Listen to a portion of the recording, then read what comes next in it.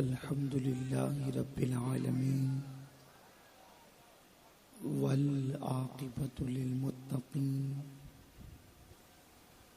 والصلاة والسلام على سيد الأنبياء والمرسلين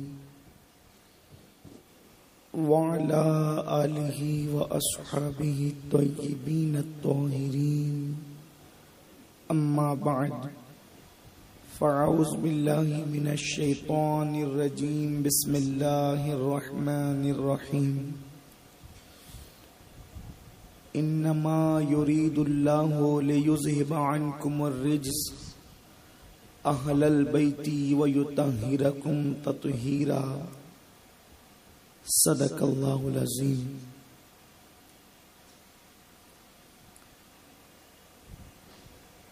غوث اعظم بمنے بے سرو ساما مددے قبلہ دین مددے کعبہ ایمان مددے بگرداب بلا افتاد کشتی ضعیفان شکستہ رات و پشتی بحق کے خواجہ عثمان ہارون مدد کن یا معین الدین چشتی مدد کن یا معین الدین چشتی مدد کن یا معین الدین چشتی.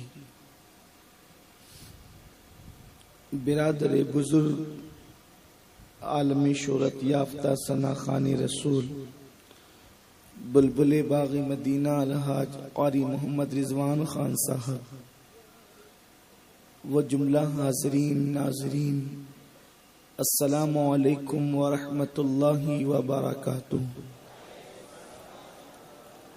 آئیے ہم اور آپ مل کر انتہائی عقیدت و محبت کے ساتھ اپنے اور ساری کائنات کے مرکز عقیدت انیس بے کساں چارہ ساز درد منداں ہم غریبوں کے غم گسار مصطفیٰ جان رحمت حضور احمد مجتبی محمد مصطفیٰ ارواحنا فدا صلی اللہ تعالی علیہ وسلم کی بارگاہ بے کس پناہ میں جس طریقے سے میں پڑھا ہوں آپ بھی میرے ساتھ مل کر بآواز بلند پڑھیں. الصلاۃ والسلام علیک یا رسول اللہ.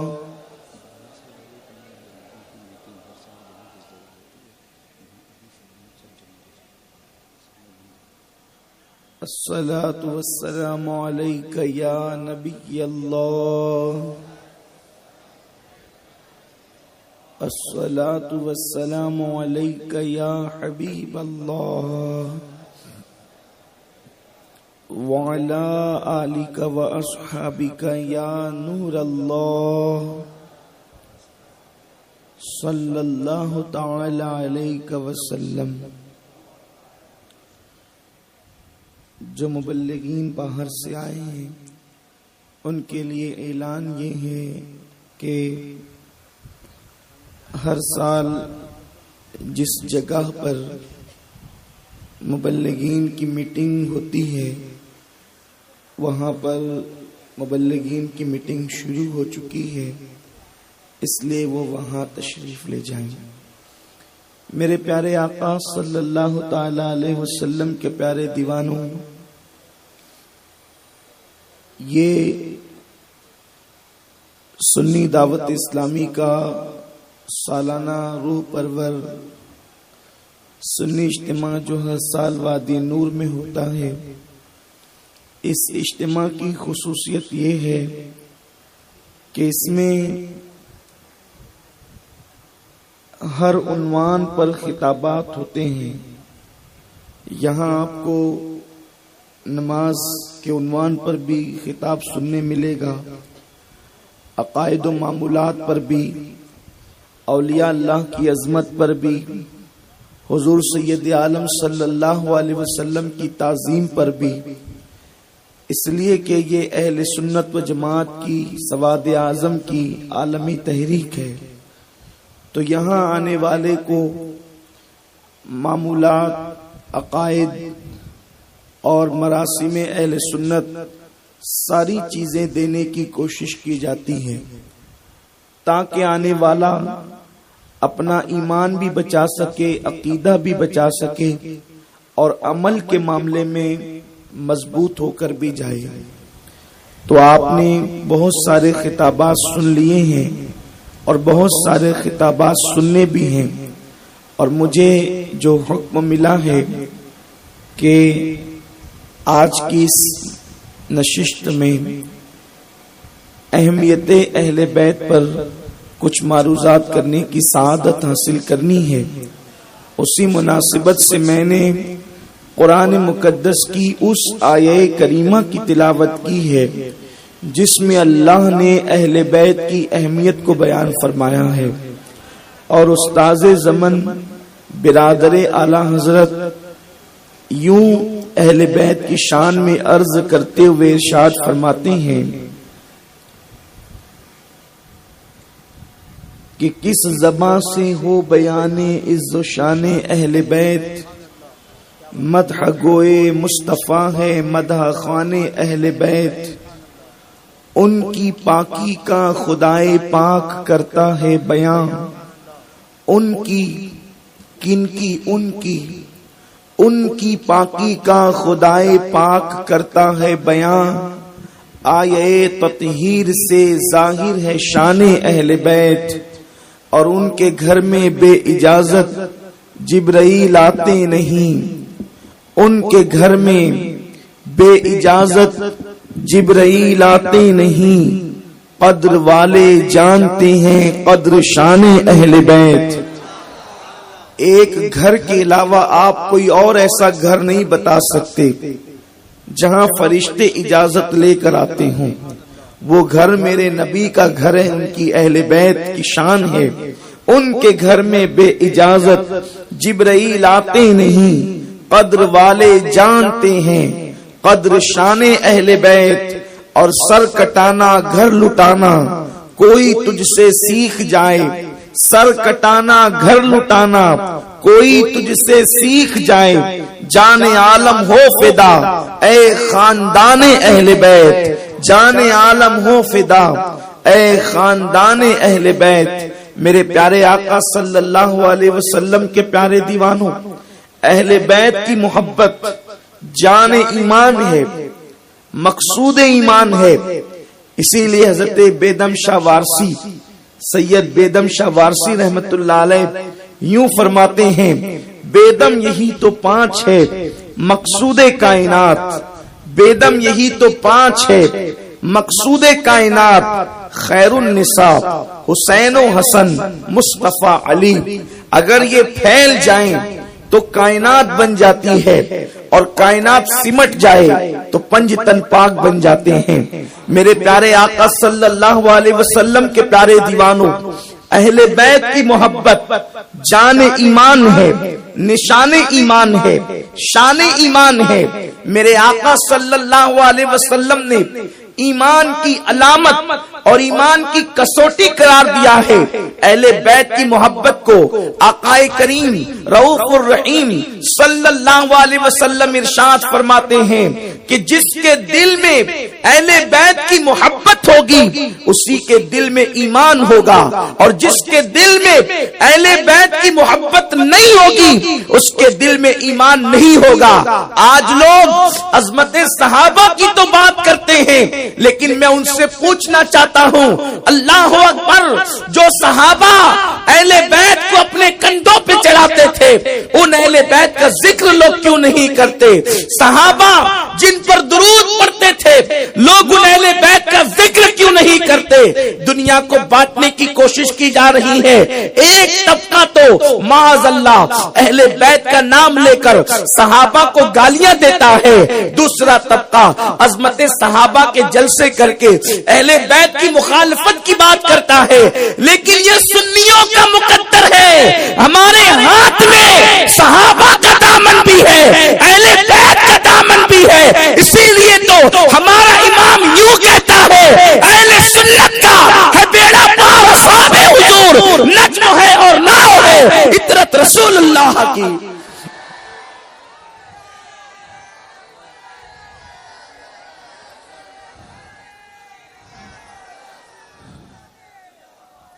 میرے پیارے آقا صلی اللہ تعالی علیہ وسلم کے پیارے دیوانوں، خطبہ حجت الوداع کو لوگ عالمی منشور قرار دیتے ہیں۔ یقیناً خطبہ حجت الوداع عالمی منشور ہے اور رہے گا، لیکن میں پوچھنا چاہتا ہوں میرے آقا صلی اللہ علیہ وسلم کے دیوانوں، جہاں میرے رسول نے فرمایا لوگوں کا خون معاف کر دیا جائے، ایک دوسرے کی حرمت، ایک دوسرے کی عزت، ایک دوسرے کا خون اللہ اکبر ایسے ہی حرام ہے جس طریقے سے آج کا دن حرمت والا ہے۔ میرے رسول نے یہ بھی فرمایا تھا کسی کالے کو گورے پر، کسی گورے کو کالے پر، کسی عربی کو اجمی پر، کسی اجمی کو عربی پر کوئی فضیلت حاصل نہیں ہے رنگ نسل کی بنیاد پر، لیکن میرے رسول نے اسی خطبہ حجت الوداع میں یہ بھی فرمایا تھا انی تارک فیکم الثقلین، میں تم میں دو بھاری چیزیں چھوڑے جا رہا ہوں۔ میں تم سے پوچھنا چاہتا ہوں، لوگ خطبہ حجت الوداع کو بار بار دہراتے ہیں لیکن تارک فیکم الثقلین کیوں نہیں کہتے؟ اللہ اکبر، آقا کریم نے فرمایا کہ میں تم میں دو بھاری چیزیں چھوڑے جا رہا ہوں، دو بھاری چیزیں چھوڑے جا رہا ہوں، اور ثقل اس چیز کو کہتے ہیں کہ جو چیز پھر بعد میں بے نیاز کر دیتی ہے سب سے، جیسے مثال کے طور پر یہ جو ثقل کی بات حدیث میں آئی ہے، ثقلین جو ہے یہ ثقل کی جو ہے وہ تسنیہ ہے۔ میرے آقا صلی اللہ علیہ وسلم کے دیوانوں، آپ غور فرمائیں، حدیث مبارکہ میں ایک جگہ پر اور ثقل کا تذکرہ آیا ہے۔ میرے آقا علیہ السلام فرماتے ہیں، ابھی آپ ختم بخاری میں سنیں گے اور ہر سال سنتے ہیں، آقا فرماتے ہیں ثقیلتان فی المیزان، یہ میزان پر بڑے بھاری ہے۔ اس کو ثقیل کیوں کہا گیا ہے؟ ثقیلتان فی المیزان یعنی یہ میزان اتنا بڑا ہے کہ اگر اس میں زمین اور آسمان لپیٹ کر رکھ دیے جائیں تو اس وقت جو ہے اللہ اکبر وہ زمین اور آسمان لپیٹ کر رکھنے کے بعد وہ میزان کا حال یہ ہوگا کہ اس کے اندر زمین اور آسمان ایسے لگیں گے جیسے بہت بڑے میدان میں ایک انگوٹھی کا چھلا رکھا ہوا ہے، لیکن جس میں زمین اور آسمان کی حیثیت ایک میدان میں انگوٹھی کے چھلے کی ہے، اگر اسی میں میزان کے اندر سبحان اللہ و بحمدہ سبحان اللہ العظیم جس کو میرے رسول نے ثقیلتان فرمایا ہے، اگر اس کا ثواب رکھ دیا جائے تو ہر نیکی سے بس یہ ثواب میزان کو بے نیاز کر دے گا اور یہی نیکی سے پورا میزان بھر جائے گا۔ اب آپ غور فرمائیں، رسول نے اس کو ثقیل فرمایا، اللہ اکبر، کہ جو بے نیاز کر دیتا ہے ہر چیز سے، اور یہاں میرے آقا فرما رہے ہیں ثقیل، میرے آقا فرما رہے ہیں انی تارک فیکم الثقلین، یعنی یہ دو چیزوں کا دامن پکڑ دو، تم ہر چیز سے بے نیاز کر دیے جاؤ گے۔ تمہارے ایمان کے تحفظ کی ضمانت ہے جس کو رسول نے اللہ اکبر ثقلین فرمایا۔ آقا کریم فرماتے ہیں دو چیزوں کو میں تمہارے درمیان، اور آقا فرماتے ہیں دو چیزیں بھاری چھوڑ کر کے جا رہا ہوں۔ دوسرے مقام پر یہاں تک روایت آئی ہے کہ اس کو تم اپنی داڑوں سے پکڑ لو، ہاتھوں سے نہیں، یہ دانتوں سے نہیں بلکہ داڑوں سے پکڑ لو۔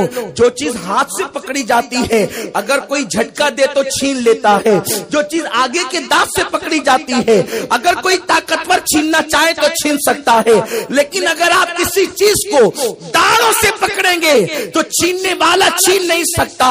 گویا کہ اب آقا جن چیزوں کی اہمیت بتانا چاہ رہے ہیں، گویا کہ آقا فرما رہے ہیں اس کو اتنا مضبوط پکڑنا کہ سب چھوٹ جائے چلے گا، یہ دو چیزیں چھوٹنا نہیں چاہیے، اس لیے کہ یہی جنت کی ضمانت ہے، یہی ایمان کی ضمانت ہے، یہی عقیدے کی ضمانت ہے، یہی تحفظ ایمان کی ضمانت ہے۔ آقا فرماتے ہیں دو بھاری چیزیں چھوڑے جا رہا ہوں۔ پھر میرے رسول فرماتے ہیں کتاب اللہ، سب سے پہلی چیز اللہ کی کتاب، یہ اللہ کا تحفہ ہے جسے میرے رسول نے کتاب اللہ فرمایا، اللہ کی کتاب۔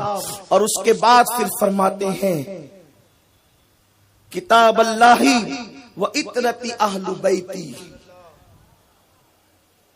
اپنی اہل بیت تمہارے درمیان۔ ایک تحفہ اللہ کی طرف سے قرآن، दूसरा तोहफा रसूलुल्लाह की तरफ से अहले बैत, इन दोनों का दामन मजबूती से पकड़े रहना, तुम कभी गुमराह नहीं होंगे। एक तबका वो है जिनके यहाँ मुजाहिरे किरत भी होता है, कारी साहिबान कुरान खूब शान से पढ़ते हैं, लेकिन ये वही तबका है क्योंकि दिल में अहले बैत नहीं तो कुरान इनके हलक के नीचे नहीं उतरता। इसलिए ये जब इमाम हसन, इमाम हुसैन, मौला अली का नाम भी लेते हैं तो बुझे बुझे लेते हैं। हजरत हसन, हजरत हुसैन, इस तरीके से कहते हैं। हजरत अली, जो अली को मौला न माने, मेरे रसूल ने फरमाया अल्लाह जो अली को मौला न माने तू उसका मौला न हो। आप गौर फरमाएं, लोग अली को मौला नहीं कहते और हजरत अली, हजरत हसन, हजरत हुसैन कहते हैं। और कहते इमाम बुखारी, इमाम मुस्लिम, इमाम तिरमिजी, इमाम इब्ने माजा, हम कहते यही तो बात है कि अहले बैत की मोहब्बत, यूं अहले बैत से मोहब्बत की दूरी यूं ही जलील किया करती है। जब कुरान हलक के नीचे नहीं उतरता, इंसान बोलता है समझता नहीं। अरे बुखारी को इमाम मानने वालों, ये बुखारी कौन है? हसनैन की जूतियों को सर पे रखने वाला बुखारी है। जिसने हसनैन की जूतियां सर पे रखी वो मोमिनों का इमाम बन गया। और तुम इमाम हसन की इमामत नहीं मानते, इमाम हुसैन की इमामत नहीं मानते। मेरे आका सल्लल्लाहु अलैहि वसल्लम के दीवानों, तो अर्ज ये कर रहा था, लोग जो है कुरान का दामन तो नाम निहाद पकड़े हुए हैं लेकिन अहले बैत का जिक्र नहीं करते।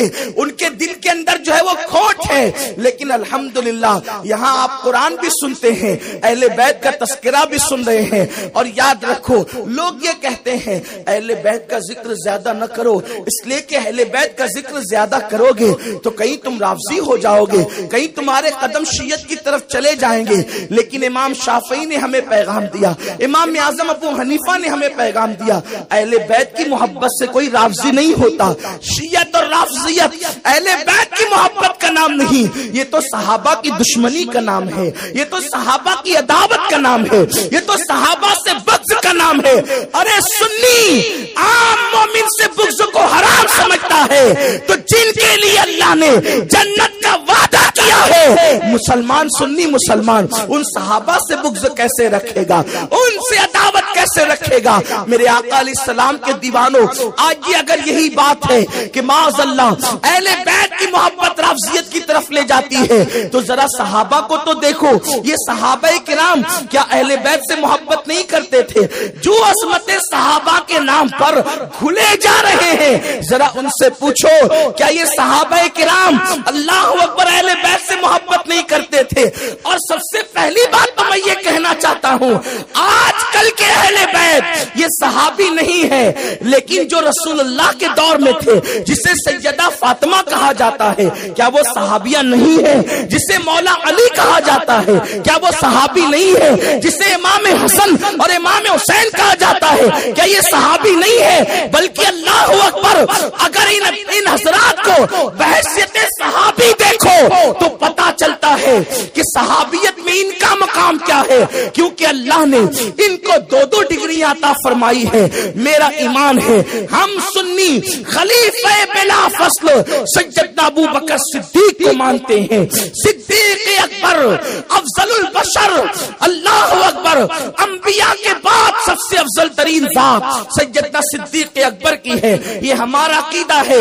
लेकिन अब सुनो, जिन्हें अहले बैत हम कहते हैं, जो अव्वलीन अहले बैत है, जिनको रसूल ने चादर में लेकर कहा अल्लाहुम्मा हाउलाई अहली बैती, अल्लाह ये मेरे अहले बैत है। और फिर उनकी नस्लें, चूंकि जिस वक्त चादर में रसूल ने हसनैन को लिया था तो उनकी पुश्त में क़यामत तक उनकी औलादें थी, तो रसूल ने सबको अपनी अहले बैत में दाखिल कर लिया। लेकिन सहाबियत के मनसब पर ये लोग फाइज तो रहे, हसनैन करीमैन, अगरचे उनकी औलाद सहाबी ना हुई, लेकिन ये लोग तो सहाबी हैं, क्योंकि हसनैन करीमैन की शादी हुजूर के पर्दा फरमाने के बाद हुई। लेकिन अब जरा देखो, अगर इन्हें बहसियत सहाबी देखते हैं तो अजमत सहाबा मनाने वालों को जहां सिद्दीक और फारूक की अजमत बयान करनी है, वहां हसनैन करीमैन की अजमत भी तो ये बयान करे। लेकिन ये خارجیت ہے، بدترین خارجیت ہے جو حسنین کریمین کی عظمت ان کو بیان کرنے نہیں دیتی. اور یہ عظمت صحابہ کب سے منانے لگے؟ جو عظمت رسول کے قائل نہیں ہے وہ عظمت صحابہ کے قائل کب سے ہو گئے؟ جو یوم رسول کے قائل نہیں ہے وہ یوم صحابہ کب سے منانے لگے؟ دراصل یہ سیاست ہے، یہ مذہب نہیں، یہ مسلک نہیں، یہ محبت نہیں، دراصل یہ صرف سیاست ہے. لیکن مجھے ان کی طرف زیادہ کچھ نہیں کہنا. مجھے کہنا تو یہ ہے کہ اگر انہیں صحابی تسلیم کیا جائے، اگر نہیں حقیقتاً یہ لوگ صحابی ہیں جنہیں حسنین کریمین کہتے ہیں، کیونکہ صحابی کی تعریف یہ ہے جس نے ایمان کی حالت میں رسول اللہ صلی اللہ علیہ وسلم کی زیارت کی ہے، آقا کریم کی زیارت کی اور ایمان کی حالت میں دنیا سے کوچ کر گئے، وہ صحابی ہیں. لیکن اب دیکھو ان میرے آقاؤں کو جو صحابی کی حیثیت سے اہل بیت کے مطابق جو ہے وہ متعارف کیے جاتے ہیں، ان کی شان کیا ہے؟ جب رسول کی محفل جمتی ہے، امام الانبیاء کی محفل جمتی ہے، کس رسول کی محفل جس کے بارے میں کہنے والے یہ کہہ گئے ادب کا ہیست زیر آسماں از عرش ناستر نفس گم کر دمی آیت جنید و بایزیدی جان، جن کی محفلوں کے لیے خدا نے یہ آداب سکھائے لا ترفعوا اصواتکم فوق صوت النبی ولا تجہروا لہ بالقول کجہر بعضکم لبعض ان تحبط اعمالکم وانتم لا تشعرون، جن کی بارگاہ میں آواز بلند کرنے سے اعمال اکارت کر دیے جاتے ہیں، اعمال برباد ہو جاتے ہیں. اب ذرا اس رسول کی بارگاہ میں جہاں جبریل بھی پروں کو سمیٹ کر کے آتا ہے، اس رسول کی بارگاہ میں جہاں صدیق و فاروق ہاتھ باندھ کر یوں بیٹھتے ہیں جیسے سر پہ پرندے بیٹھے ہوں، اگر وہ سر اٹھائے تو پرندے کہیں اڑ نہ جائیں. صدیق اکبر مسلمانوں کا امام، مومنوں کا امام، جس کے بارے میں قرآن لصاحبی کہے، جس کی صحابیت نص قطعی سے ثابت ہو، جس کی صحابیت کا خطبہ قرآن پڑھ رہا ہو، ابو بکر کا جنتی ہونا ایسے ہی یقینی ہے جیسے جنت کا ہونا یقینی ہے. اللہ اکبر. وہ ابو بکر آتے ہیں،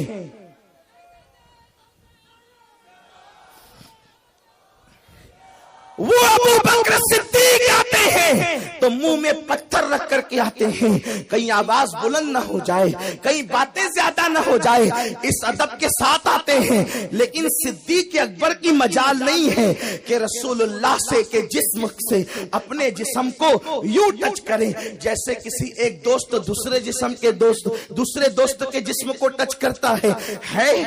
صدیق اکبر کی جرات ہے، ہمت ہے؟ نہیں، وہ تو سراپا ادب ہے، وہ تو سراپا مؤدب ہے. لیکن اسی محفل میں جو صحابہ کی محفل ہے، ہم ایک ایسے صحابی کو بھی دیکھتے ہیں، ایک نہیں بلکہ دو ایسے صحابیوں کو دیکھتے ہیں جو رسول اللہ کی محفل میں آتے ہیں تو منہ میں پتھر رکھ کر نہیں آتے، بلکہ ان کے لیے اتنی رعایتیں ہیں کہ وہ آتے ہیں تو چل کر بھی نہیں آتے بلکہ دوڑ دوڑ کر آتے ہیں، اور محفل میں ہاتھ باندھ کر نہیں بیٹھتے بلکہ نبی کی گود میں آ کر کے بیٹھتے ہیں. حضور خطبہ دے رہے ہوتے ہیں، وہ نبی کی داڑھی سے کھیل رہے ہوتے ہیں. ہے کسی صحابی کی ہمت جو خطبہ دیتے وقت نبی کی داڑھی سے کھیلے، نبی کے بٹن کھول کر کے نبی کے سینے میں جھانکے؟ ہے کوئی؟ اگر یہ دو ان کے علاوہ وہ صرف حسنین کریمین ہے، ان کے علاوہ کوئی نہیں ہو سکتا.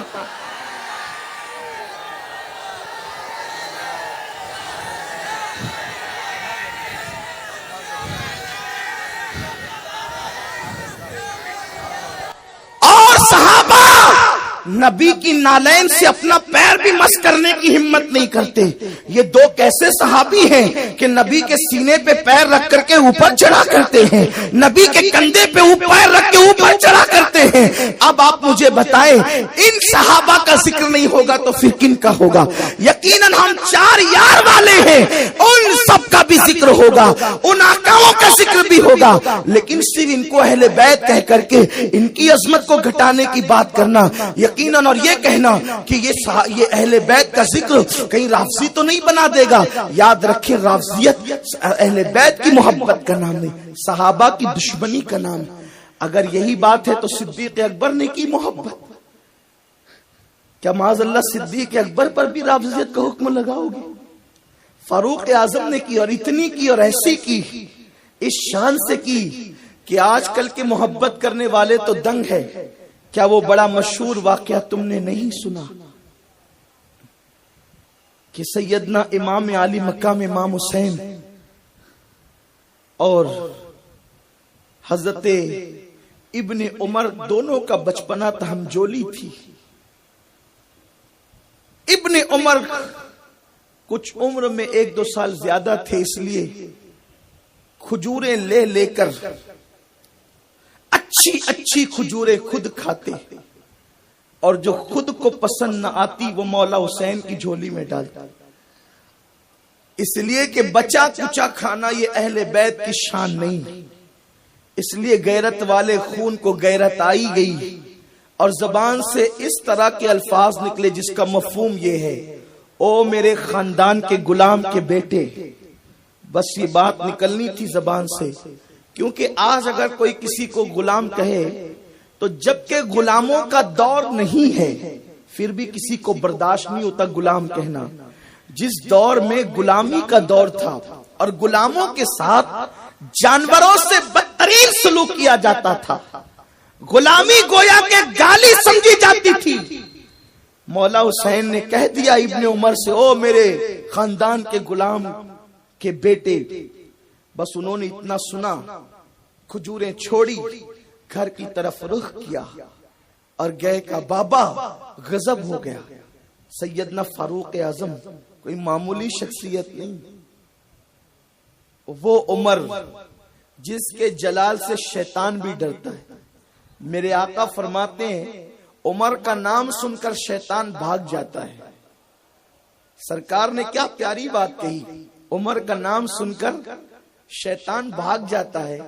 جو انسانوں میں شیطان ہے، جب ان کے سامنے حضرت عمر ابن خطاب کا نام لیا جاتا ہے تو ان کے بھی تن بدن میں آگ لگتی ہے، یہ کس کا نام لے لیا؟ گویا کہ رسول اللہ نے رافضی شیطانوں کا تذکرہ خود ہی فرما دیا۔ یوں ہی میرے آقا میرے سرکار کو اللہ نے وہ شان دی تھی کہ حضور ایک بات کہیں اور اس میں ہزاروں ترجمے نکالتے رہیے۔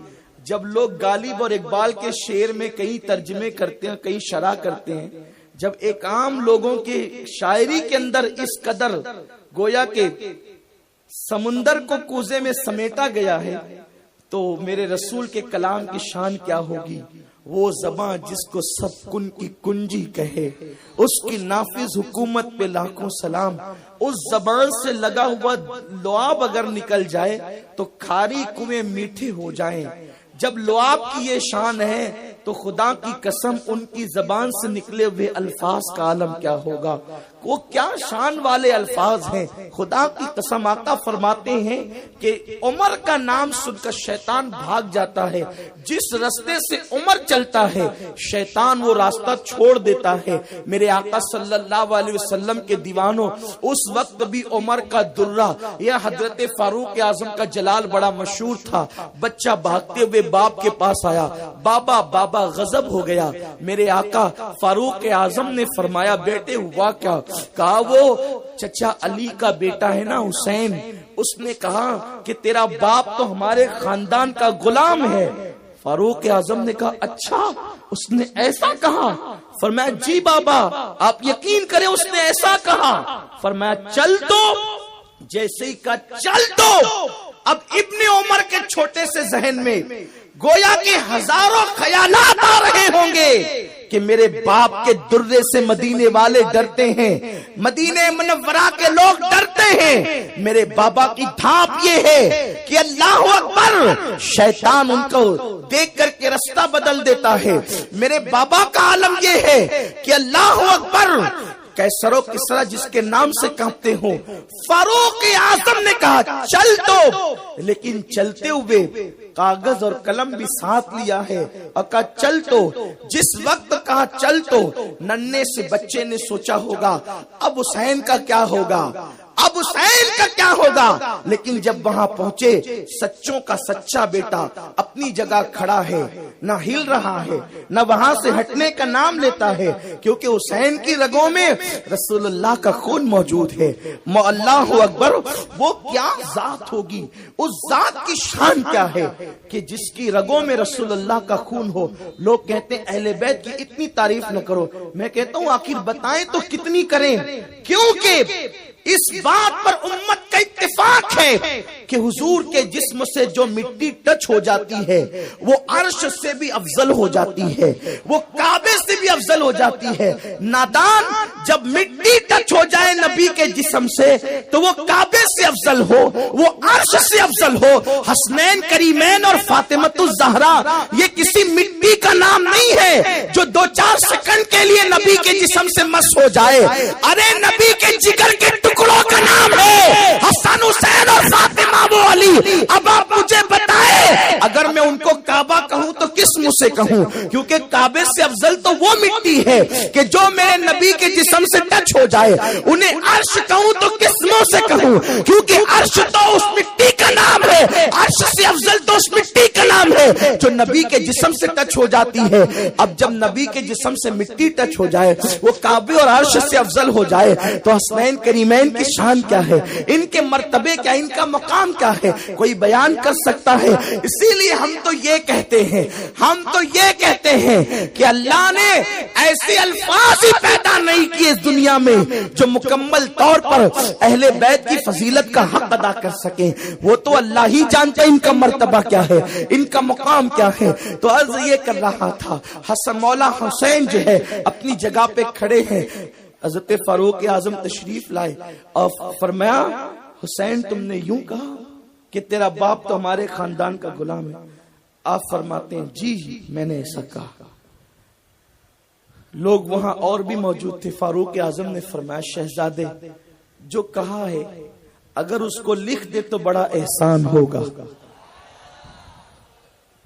لوگ اس فکر میں ہیں کیا ہم نمازی نہیں جو ہمیں اہل بیت کی ضرورت ہے؟ کیا ہم تہجد گزار نہیں جو ہمیں اہل بیت کی ضرورت ہے؟ کیا ہم عالم نہیں جو ہمیں اہل بیت کی ضرورت ہے؟ کیا ہم محدث نہیں کہ ہمیں اہل بیت کی ضرورت ہے؟ ہم کہتے ہیں تم محدث و محدث، عمر امت کا محدث ہے۔ میرے آقا فرماتے ہیں مشکاۃ شریف کی حدیث ہر امت میں ایک محدث ہوتا ہے، میری امت کا محدث عمر ابن خطاب ہے۔ عرض کی حضور یہ محدث کیا ہوتا ہے؟ فرمایا جس کی زبان پر فرشتے کلام کرتے ہیں وہ محدث نہیں، چونکہ امت کا ہر بندہ اگر محنت کر لے تو وہ محدث ہو سکتا ہے، لیکن اب حضرت عمر کے سوا کوئی محدث نہیں ہو سکتا۔ محدث اور وہ عالم جس نے 12 سال تک رسول اللہ سے صرف ایک سورت البقرہ کا علم حاصل کیا ہے، حضور سے صرف ایک سورت پڑھی، سورت البقرہ۔ 12 سال میں حضور نے کیا کیا پڑھایا ہوگا اور عمر ابن خطاب نے کیا کیا پڑھا ہوگا؟ یہ فاروق اعظم ہے۔ فرماتے ہیں اور دنیا کو بتا رہے ہیں صرف تمہیں ہی نہیں ہمیں بھی اہل بیت کی ضرورت ہے، کیونکہ رسول سے جو سنا ہے سکھا ہے۔ کہتے ہیں شہزادے لکھ دو، انہوں نے لکھ کر دے دیا۔ شہزادہ ان کا حیران تھا یہ کیا ہو رہا ہے، ہم تو کچھ اور ہی سوچے تھے۔ جب لکھوا لیا تو لکھوا کر کے آنکھ نم ہو گئی، آنکھ میں آنسو آ گئے، اور بیٹے سے کہتے بیٹا چلو اپنا کام تو ہو گیا، بیٹی اپنا کام تو ہو گیا۔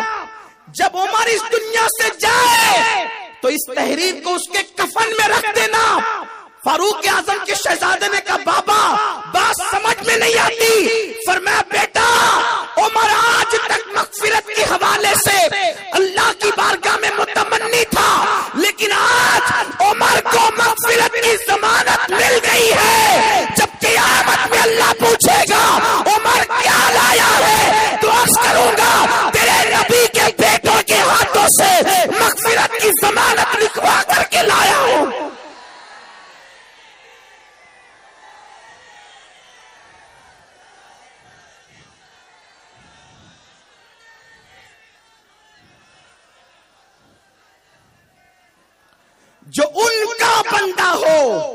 وہ جہنم کا زندہ کیسے ہو سکتا ہے؟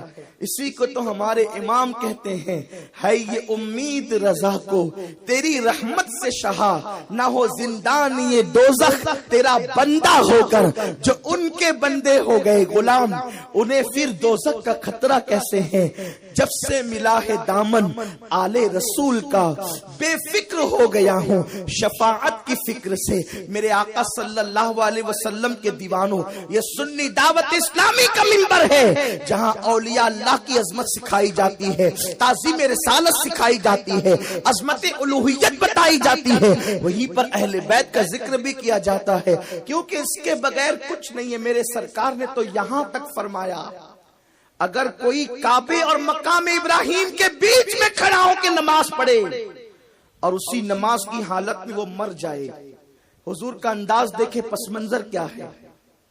زمین پر سب سے افضل زمین کا انتخاب کیا مکہ کی زمین، اور مکے میں بھی سب سے اعلیٰ زمین کا انتخاب کیا جو کعبۃ اللہ اور مقام ابراہیم ہے، اور اس کے بیچ میں کوئی کھڑا ہو کر تسبیح نہیں کر رہا ہو، تحلیل نہیں کر رہا ہو، افضل العبادات، اشرف العبادات، اہم العبادات نماز میں مصروف ہو، اور حالت نماز میں اس کا انتقال ہو جائے، آقا فرماتے ہیں اگر اس حالت میں بھی وہ مرے لیکن اس میں کمی اتنی ہو کہ اس کے دل میں میری اہل بیت کی عداوت اور بغض ہو، آقا فرماتے ہیں میں محمد اعلان کرتا ہوں وہ جنت میں نہیں جا سکتا۔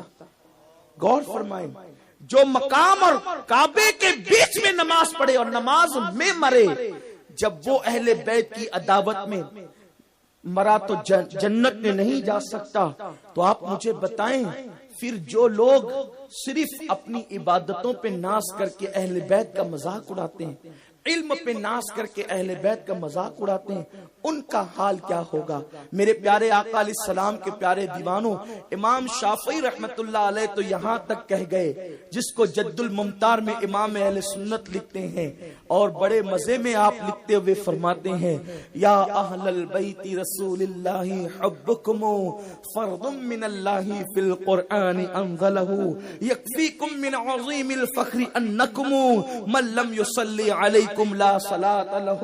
میرے آقا صلی اللہ علیہ وسلم کے دیوانوں، آپ اندازہ فرمائیں، آپ غور فرمائیں، امام شافعی کہتے ہیں اے رسول کی اہل بیت، آپ لوگوں کی محبت کو قرآن میں اللہ نے ہم پہ فرض کیا ہے۔ لوگ کہتے ہیں قل لا اسألکم علیہ اجرا الا المودۃ فی القربى، کہ میں تم سے کوئی اجرت نہیں چاہتا، حبیب کہہ دے کوئی اجرت تم سے نہیں چاہتا، اگر کچھ دینا ہی چاہتے ہو تو میری اہل بیت سے محبت کرو۔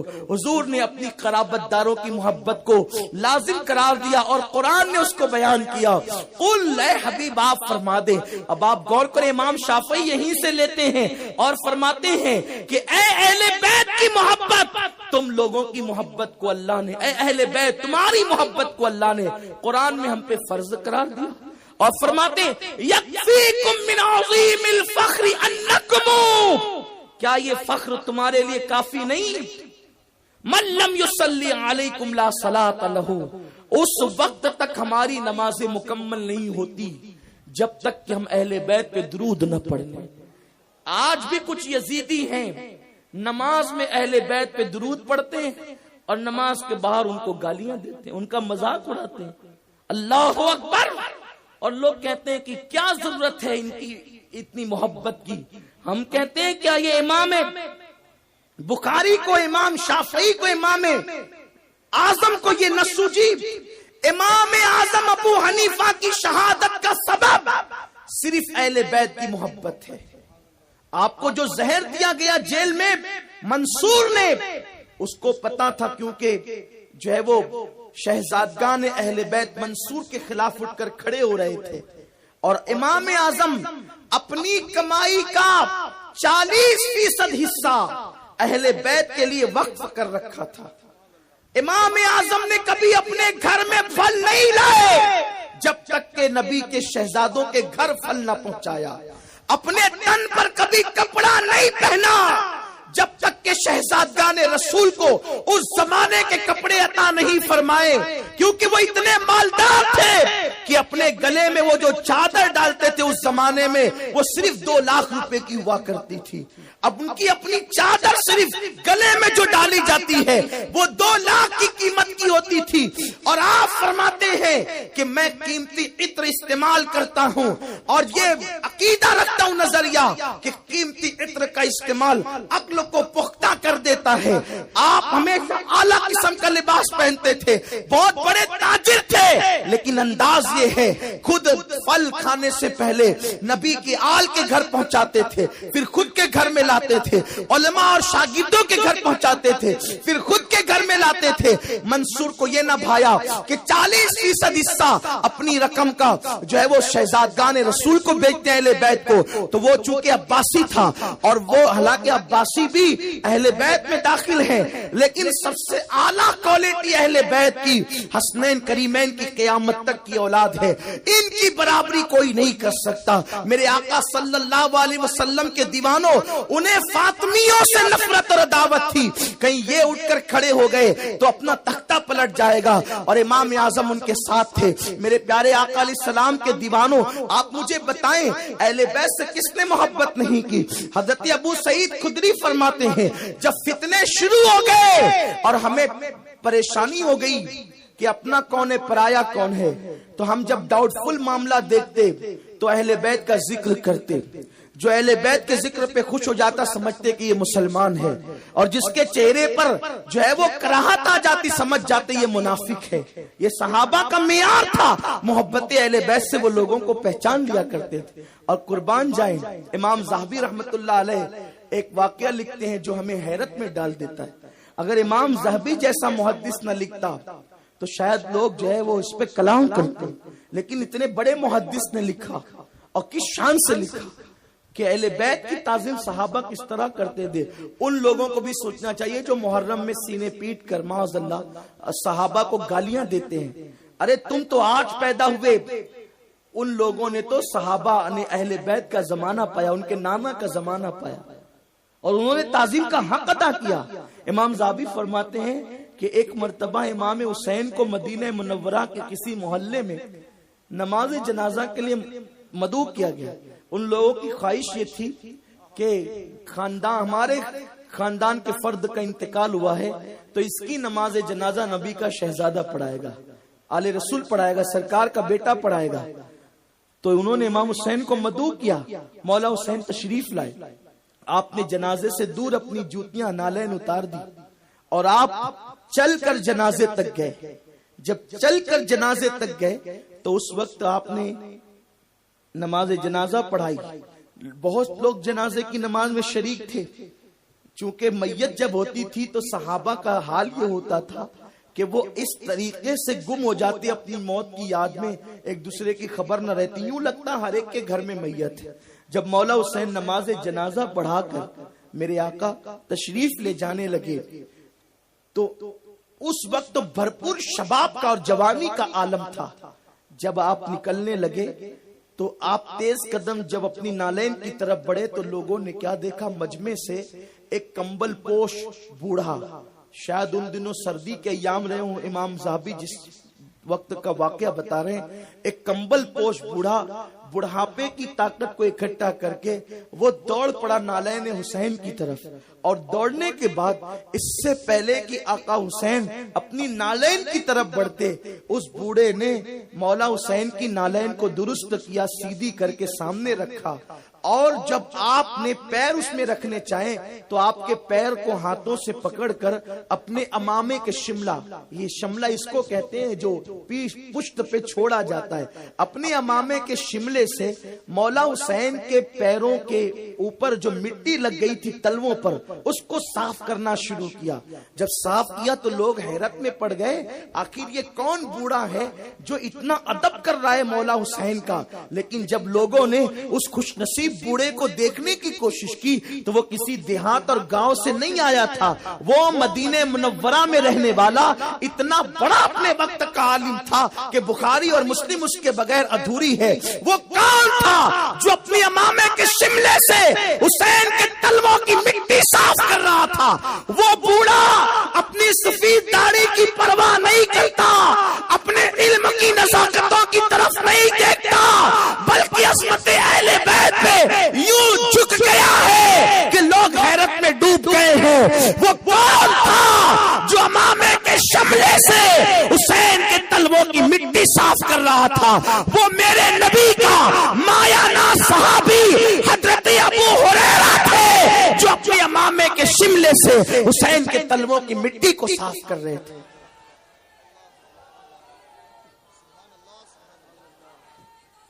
جنہیں 1857 کے بعد انگریزوں کی میز سے مسلک ملا ہو وہ اہل بیت کی فضیلت کیا جانے، جنہیں صحابہ سے مسلک ملا ہو وہ اہل بیت کی فضیلت جانتے ہیں۔ اسی لیے تو ہمارے امام، بس گفتگو سمیٹ دیتا ہوں، جس نے 1400 سالہ دین کی 14ویں صدی میں نمائندگی کی ہے وہ امام اہل سنت، کنز الکرامت، جبل الاستقامت، آیات من آیات اللہ، معجزات من معجزات رسول اللہ، اللہ کی نشانیوں میں سے نشانی، رسول کے معجزات میں سے معجزہ۔ وہ امام احمد رضا محدث بریلوی عید کی نماز پڑھنے کے بعد کبھی اپنے گھر والوں کو یا اپنے دوست احباب کو مبارکباد نہیں دیتے جب تک کہ پہلے سادات مبارکباد نہ دیتے۔ عید کی نماز کے بعد پہلی مبارکباد اعلیٰ حضرت کا معمول تھا، اگرچہ ان کے مریدین ہی میں کوئی سادات ہو پہلے ان کو مبارکباد دیتے۔ کیوں؟ اس لیے کہ انہوں نے امام شافعی کو دیکھا کہ وہ یوں کہہ رہے ہیں، آل النبی ذریعتی وہم الیہ وسیلتی ارجو بہم اعطا غدن بید الیمین صحیفتی، کہ آل نبی اہل بیت میرا ذریعہ ہے نجات کا اور میرا وسیلہ اللہ تک پہنچنے کا، اور میں امید کرتا ہوں قیامت کے دن میرا نام اعمال میرے سیدھے ہاتھ میں ہوگا تو وہ اہل بیت کے صدقے میں ہوگا۔ یہ اہل بیت ہے۔ اعلیٰ حضرت رضی اللہ تعالیٰ عنہ فرماتے ہیں کہ اگر سادات تم سے لڑ پڑیں اور وہ ظلم کریں تو اسے اللہ کی آزمائش اور امتحان سمجھ کر ان کو ان کے حال پہ چھوڑ دو، ان سے نہیں لڑنا، کیونکہ ان سے لڑنا رسول اللہ سے لڑنے کے برابر ہے۔ بلکہ آپ فرماتے ہیں، بہت توجہ سے سننے کی بات ہے، آپ فرماتے ہیں کہ مکہ کا شریف جو سادات میں سے تھے، شریف مکہ، حج کا ٹیکس وصول کرنے میں وہ اتنی شدت کرتے تھے کہ کبھی کبھی لوگوں کی برقع پوش عورتوں سے برقعے بھی اتروا لیا کرتے تھے، حالانکہ شریعت اس کی اجازت نہیں دیتی کہ کسی کی بیوی سے برقع اتار لیا جائے، لیکن شریف مکہ تھے، سادات میں سے تھے، حضور کی اولاد میں سے تھے، سخت ہو گئے تھے ٹیکس کے وصول کرنے کے لیے۔ ایک بہت بڑے عالم صاحب حج کے لیے پہنچے تو اتفاق سے ان کا قافلہ بھی پکڑ لیا گیا، تلاشی لی گئی، حتیٰ کہ ان کی گھر کی عورتوں کو بھی برقع اتروا کر کے ان کو چیک کیا گیا۔ یہ عالم صاحب بڑے غصے میں آ گئے اور پورے حج کے سفر میں اس سید صاحب کے لیے بد دعا کرتے رہے کہ میرے گھر کی عورتوں سے برقع اتروایا، ظلم کیا، ظالم ہے، یہ ہے وہ ہے۔ اس مبارک سفر میں یہی کرتے رہے، خوب بد دعائیں کی، حالانکہ بظاہر یقیناً ان کی طرف سے ظلم ہوا تھا، شریف مکہ کی طرف سے۔ امام اہل سنت بیان فرما رہے ہیں ان کی طرف سے ظلم ہوا تھا، لیکن وہ بد دعا کرتے رہے عالم صاحب۔ پھر بد دعا کرتے کرتے ایک رات انہوں نے خواب میں کیا دیکھا کہ حضور سید عالم تشریف لانے اور ناراض ہیں، سرکار ناراض ہے، اور اس عالم صاحب سے کہتے ہیں، مولوی صاحب کیا آپ کو بد دعا دینے کے لیے میری ہی اولاد ملی تھی؟ آپ کو بد دعا دینے کے لیے ہماری آل ملی تھی؟ یہ بات امام اہل سنت نے بیان فرمائی کہ وہ ظلم بھی کریں ان کو چھوڑ دو، اللہ کا آزمائش امتحان سمجھ کے۔ جاتے جاتے آخر میں آخری بات تاکہ لوگوں کو پتہ چل جائے، اعلیٰ حضرت اسی لیے فرماتے ہیں کہ اللہ اکبر، سادات اگر زنا بھی کر لیں اور ان پر حد لگانے کی ضرورت آئے، اگر کر لیں گے کوئی، اللہ اکبر، اللہ نے تو ان سے ناپاکیاں دور فرما دی، لیکن بتقاضے بشریت فی زمانہ ایسا ہو جائے تو فرماتے ہیں اگر قاضی حد لگائے تو یہ سوچ کر نہیں کہ میں سزا دے رہا ہوں، ارے غلام کو حق کیا آقا کو سزا دینا، لیکن چونکہ حکم قرآن ہے تو حد لگائے تو یہ سوچ کر کے لگائے کہ میں شہزادے کے پیر میں کیچڑ لگ گیا ہوں، اسے دھل رہا ہوں۔ امام اہل سنت جن پر آج لوگ فپتیاں کستے ہیں، فکرے کستے ہیں کہ وہ تو یہ تھے اور وہ تو وہ تھے، ارے وہ وہی تھے جس نے اہل بیت کی محبت کو لوگ بھول چکے تھے، تو اس نے خود گالیاں سن کر اہل بیت کی محبت کو تمہارے سامنے پیش کیا۔ لوگ تو اپنے اپنے کپڑے بچائے رہے تھے، کون تھا اس وقت جو اہل بیت کی شان میں کہہ رہا تھا تیری نسل پاک میں ہے بچہ بچہ؟ آج بھی کسی سید کا تعارف کراتے ہوئے ناظم کو یا تعارف کرانے والے کو مجبور ہو کر کہنا پڑتا ہے، اور جب تک سادات کی شیر شان میں یہ شعر نہ کہا جائے اس وقت تک تعارف ادھورا لگتا ہے۔ یہ میرے امام کا عشق ہے، تیری نسل پاک میں ہے بچہ بچہ نور کا، تو ہے عین نور، تیرا سب گھرانہ نور کا۔ سیدہ فاطمہ کی منقبت لکھنے والوں نے بہت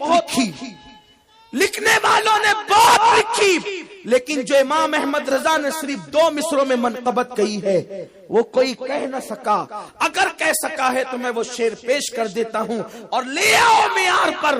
یہاں اقبال اور غالب کی شاعری امام احمد رضا کی شاعری کے عشق کے سامنے سجدہ ریز نظر آتی ہے۔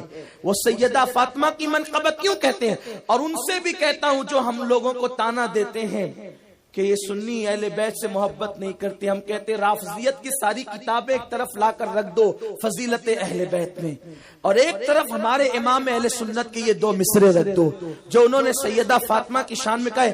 نہیں وزن بھاری ہو گیا تو ہم غلامی لکھ دیں گے، لیکن پہلے سن تو لو میرے امام نے کس شان سے کہے۔ اور جو ہم اس اعلیٰ حضرت کے گن گاتے ہیں اس لیے نہیں گاتے کہ ان کا خطہ قبیلہ کیا تھا، ہم نے تو یہ طے کیا ہے نبی کا جو غلام ہے ہمارا وہ امام ہے۔ بلال غلام بنتا ہے تو نبی کعبے پہ چڑھاتے ہیں، ہمارے یہاں تو اصول ہے جو ان کا غلام ہو گیا وہ ہمارا امام ہو گیا۔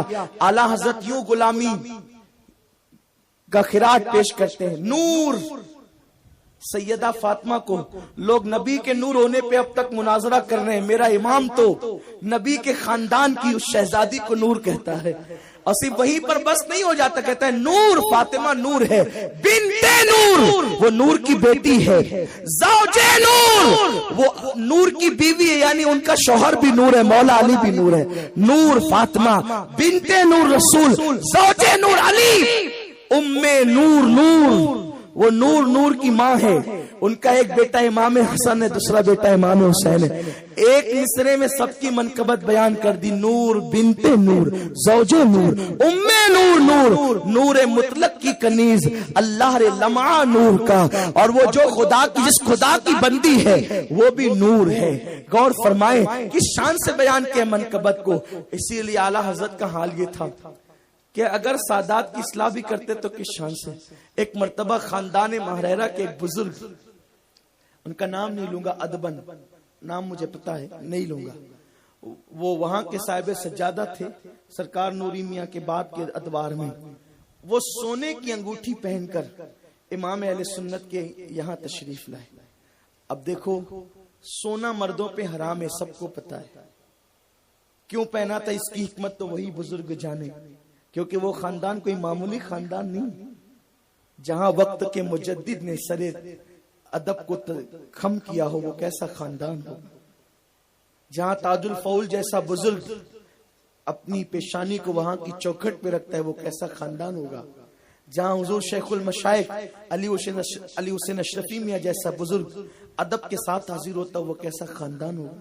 خاندان ماہریرہ کے صاحبزادے سونے کی انگوٹھی پہن کر کے، خدا جانے کیوں پہنا تھا۔ میرا عشق تو بس یہی کہتا ہے کہ شاید اس وقت تو امام احمد رضا کا امتحان ہو رہا ہوگا، بس اور کیا ہو سکتا ہے۔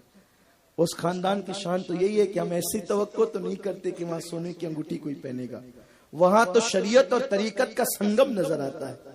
اگر وہاں پر شاہ حمزہ عینی رحمت اللہ تعالی علیہ طریقت کا دریا بہاتے ہیں تو پھر وہاں پر شریعت سے وہ ایک لمحے کے برابر بھی ہٹتے نظر نہیں آتے، بلکہ وہ ماہریرہ کی خانوادہ ماہریرہ ہے، جہاں اعلیٰ حضرت کے اساتذہ ہوا کرتے ہیں، بہت پیر ہوا کرتے ہیں، بڑے لوگ ہیں، بڑا اعلیٰ خاندان. اعلیٰ حضرت نے انہی لوگوں کے چہرے کو دیکھ کر تو کہا تھا کیسے آقاؤں کا بندہ ہوں رضا بول بالے میری سرکار. یہ ایسے ہیں تو ان کے آباء و اجداد غوث الاعظم غریب نواز یہ لوگ کیسے ہوں گے؟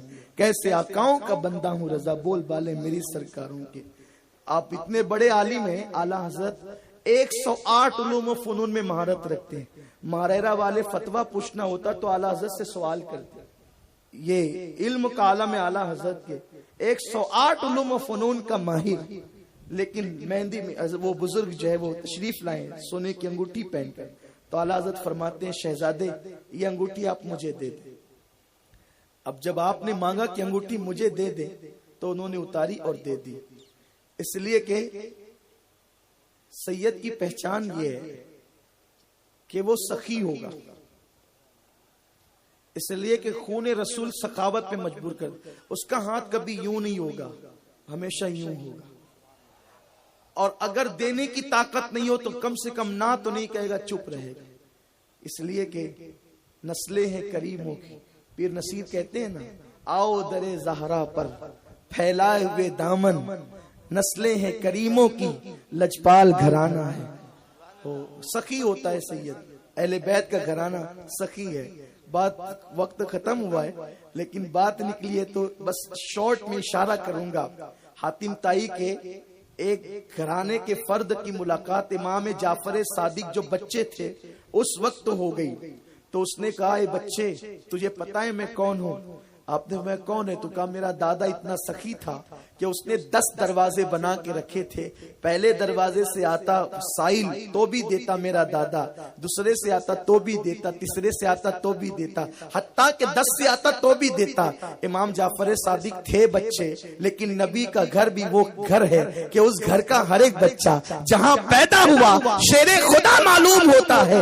وہ بچے تھے لیکن کچے نہیں تھے, علم کی اس منزل پر فائز تھے کہ اس کو لاجواب کر دیا. کہا بس بس 10 دروازوں سے دیتا تھا بس.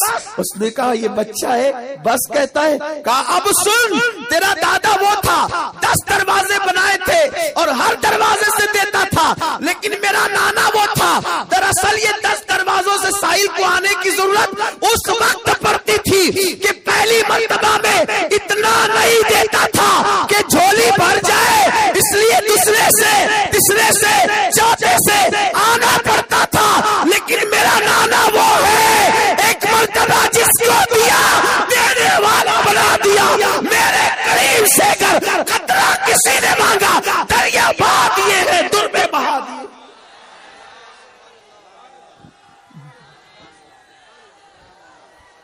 یہ جواب بھی ان کے ایسے ہوتے ہیں. نبی کا گھر بھی کیا گھر ہے کہ اس گھر کا ہر ایک بچہ جہاں پیدا ہوا شیر خدا معلوم ہوتا ہے. تو آپ نے عرض کیا کہ شہزادے مہندی میں ان سے کہا کہ آپ وہ انگوٹھی مجھے دے دیں, وہ انگوٹھی عطا کر دیں. آپ نے وہ سونے کی انگوٹھی اتاری دے دیا. اس لیے کہ وہاں کی شان ہی ہے سائلوں کو دے دیا. جب دے دیا لے لیا رکھ لیا بات آئی گئی ہو گئی, کچھ نہیں کہا. جب وہ چلے گئے تو آپ نے وہ جو مرد کی بنی ہوئی انگوٹھی تھی اس میں اور سونا ملوایا اور اس کو لیڈیز عورت کی انگوٹھی بنوائی اور ایک چاندی کی انگوٹھی بنوائی کیونکہ اعلیٰ حضرت تھے بڑے مالدار جاگیردار گھرانے سے تعلق تھا آپ کا. تو چاندی کی انگوٹھی بنوائی اور اس انگوٹھی میں آپ نے ہیرا لگوایا. ہاں جیسا شہزادہ تھا ویسا تحفہ. یہ امام احمد رضا کا حصہ ہے. ہاں وہ صرف تقریر نہیں کی, انہوں نے صرف تحریر نہیں کی, کر کے دکھایا کیونکہ وہ جانتے تھے لما تقولون ما لا تفعلون. ارے وہ کر کے دکھا رہے ہیں. چاندی کی انگوٹھی میں ہیرا لگوایا ہے یعنی اس سے مزید قیمتی بنا دیا انگوٹھی کو اور اس کو عورت کی انگوٹھی بنا کر کے نسواں اور اس کو مرد کی انگوٹھی بنا کے اس میں ہیرا لگایا, اس کو عورت کی بنایا اور اپنے خادم کے ذریعے سے ماریرا شریف بھجوایا. آقا شہزادے سے کہہ دینا کہ یا بلکہ ایک روایت میں آتا ہے کہ خط لکھا اور خادم کے ہاتھ سے بھیجا. اس میں لکھا یہ تھا کہ حضور سونا مردوں پہ حرام ہے, یہ آپ کے نانا جان کا فرمان ہے, اس لیے شہزادی کے لیے یعنی آپ کی اہلیہ کے لیے جو ہے سونے کی انگوٹھی نظر کرتا ہے خادم، اور یہ چاندی کی انگوٹھی حضور اگر پہن لیں گے تو احمد رضا کے دل کو بڑی خوشی ہوگی۔ آپ میرا تحفہ قبول فرما لے۔ آپ غور کریں اس انداز سے اہل بیت کے گھرانے کے افراد کی اعلیٰ حضرت نے اصلاح کی۔ اسی چیز نے امام احمد رضا کو امام عشق و محبت بنایا ہے، اعلیٰ حضرت بنایا، اسی لیے کہنے والے بلکہ اسی خانقاہ سے یہ آواز آ رہی ہے، مینار قصر رضا تو بلند کافی ہے، مینار قصر رضا تو بلند کافی ہے، تم اس کے پہلے ہی زینے پہ چڑھ کے دکھلا دو، فتاوی رضویہ تو ایک کرامت ہے، ذرا ہدایہ کے بخششی پڑھ کے دکھلا دو۔ میرے دل میں بھی اس وقت اہل بیت کی محبت کا سمندر موجے مار رہا ہے، اور ذہن و دماغ پر اور روایتوں کی آمد شروع ہے، لیکن وقت کی قلت، بلکہ قلت نہیں، کافی دیر سے آپ سے بیان کر رہے ہیں، یہ بھی دامنگیر ہے، اور اب ظہر کا وقت قریب سے قریب تر ہے۔ آئیے ہم سب دعا کریں کہ اللہ تعالی ہمیں اہل بیت کی محبت میں زندہ رکھے، اہل بیت کی محبت میں موت عطا فرمائے، صحابہ کا احترام عطا فرمائے، جس کو رسول پاک نے جو درجہ دیا ہے اللہ اس کو ویسا ماننے کی ہمیں توفیق عطا فرمائے۔ آقا نے فرمایا جو میری اہل بیت کی محبت میں مر جائے اللہ اسے شہادت کا مقام عطا فرماتا ہے، اور آقا نے فرمایا کہ اہل بیت کی محبت میں مرنے والوں کو جنت میں اسی مقام پر رکھا جائے گا جہاں میں ہوں گا، علی اور فاطمہ ہوں گے، حسن اور حسین ہوں گے۔ نماز کی وجہ سے تو وہ درجہ نہیں مل سکتا، لیکن محبت اہل بیت کی بنیاد پر اللہ ہمیں وہ درجہ عطا فرمائے گا۔ آئیے ہم سب قول و فعل سے دل سے اہل بیت کی محبت کریں، اللہ ہمیں محبت اہل بیت نصیب فرمائے۔ اللہ تعالیٰ جب موت کا وقت آئے تو ہمیں گنبد خضرا پہ نظریں ٹکی ہو، اور ہم سیدہ فاطمہ کے قدموں میں، اہل بیت کے قدموں میں جنت البقیع میں دفن ہو جائیں۔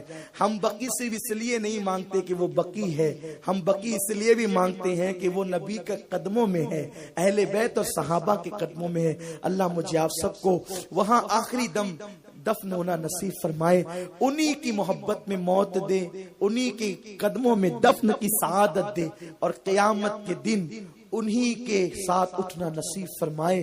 اور اللہ ہمارے امیر حضور قائد محترم امیر سنی دعوت اسلامی کو صحت و عافیت کے ساتھ دراز عمر بالخیر عطا فرمائے۔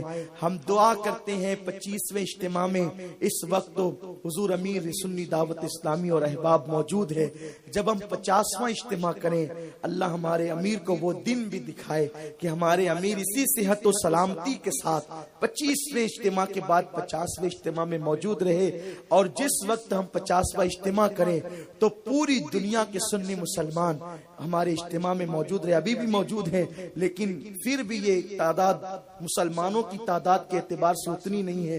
اللہ تبارک و تعالی ہر سنی کو سنی دعوت اسلامی کے پرچم تلے دین و سنیت کی خدمت کی توفیق عطا فرمائے۔ اللہ تعالی ہم سب سے وہ کام لے جس سے اللہ اس کے حبیب راضی ہو جائے۔ دوران گفتگو اگر کوئی غلطی ہو گئی ہو تو اللہ تعالی معاف فرمائے۔ کام وہ لے لیجئے تم کو جو راضی کرے، ٹھیک ہونا میں رضا تم پہ کروڑوں درود، وما علینا الا البلاغ۔ السلام۔